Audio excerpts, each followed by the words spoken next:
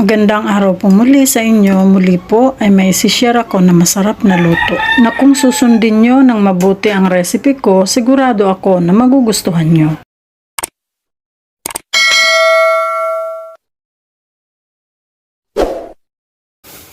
Ang una nating gagawin, syempre, hugasan ang karne. Kailangan nating isa-isahin sapagkat sa palengke ay hindi natin alam kung saan-saan ito nilalagay. Okay, babanlawan lang muna natin. Pagkatapos ay lagyan na natin ng asin. Saka lalamasin natin ng ganito. Banlawang mabuti para mawala ang asin na dumikit dito. Ayan, at pwede na itong lutuin. Malinis na ito. Isa lang natin sa pressure cooker para lumambot ng mabuti ang karne.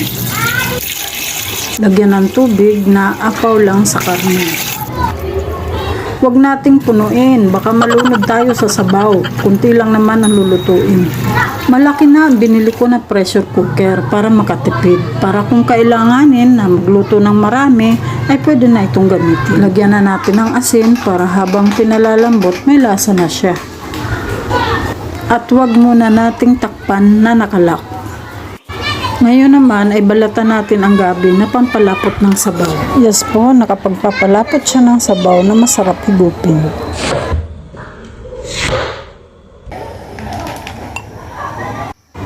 Ayan, at kumukulo na siya, buksan na natin. Hindi ko nilak para mabuksan agad sapagkat pag nilak, delikado, sasabog. Tanggalin natin ang mga nakalutang na bula sapagkat pag hindi ito tinanggal, sasama ito sa sabaw. Pag sumama ito sa sabaw, sigurado magkakaroon ng kakaibang lasa ang ulam. Ayan, tanggalin pa natin hanggang sa maubos ang nakalutang na mga bula.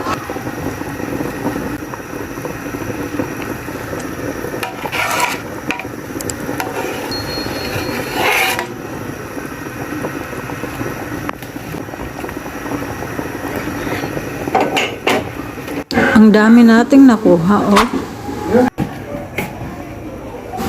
Ilagay natin ang gabi sa pressure cooker. Matagal itong lumambot, isasabay na natin sa karne. Pag natakpan na, urasan nyo na. Sa akin, 15 minutes lang ay pwede na, luto na. Pasingawin natin. At hintayin na lumubog ang bahaging ito. Ayan, at buksan na natin.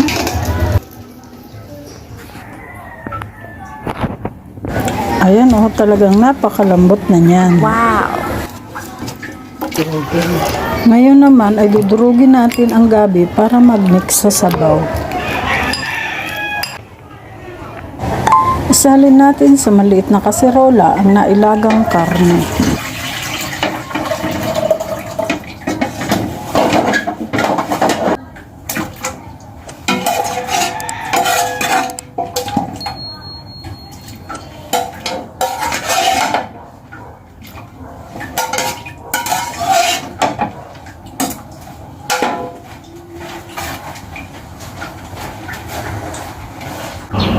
Lagyan natin ng kamatis,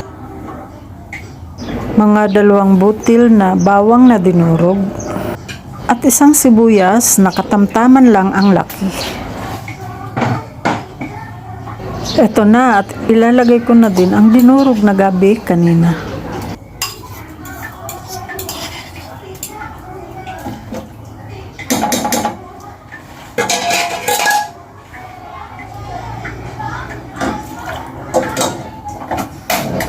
Buksan na natin ang gas stove.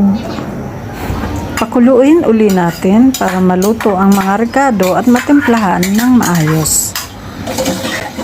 Napakasarap talaga ng ganitong luto. Naalala ko nung kami ay kumain sa restaurant na medyo may kamahalan ng order pero halos ganito lang ang lasa. Pag ganito kasarap ang luto ko, halos ayaw na kumain ng asawa ko sa restaurant. Yes! Mas gusto niya dito na lang sa bahay. Diba? Mas nakakatipid.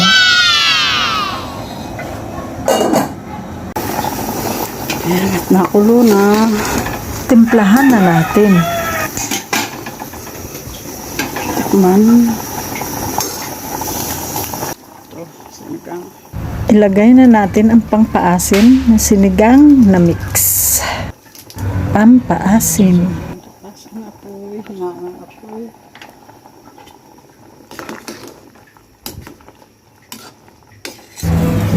Paki-like at subscribe naman po kapag nagustuhan nyo. Sa ganung paraan ay masaya na ako.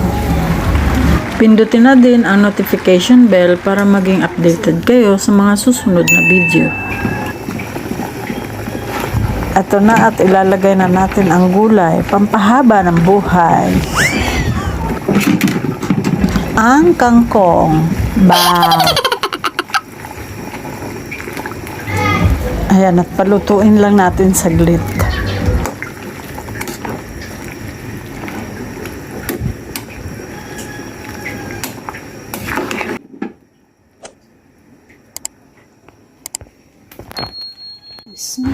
O heto na, pwede na kumain. Subukan nyo at balikan ang aking channel kung hindi pa kayo nakasubscribe. Salamat! Sige po, hanggang dito na lang. God bless sa inyong lahat. Salamat. Sa susunod po uli. Bye-bye.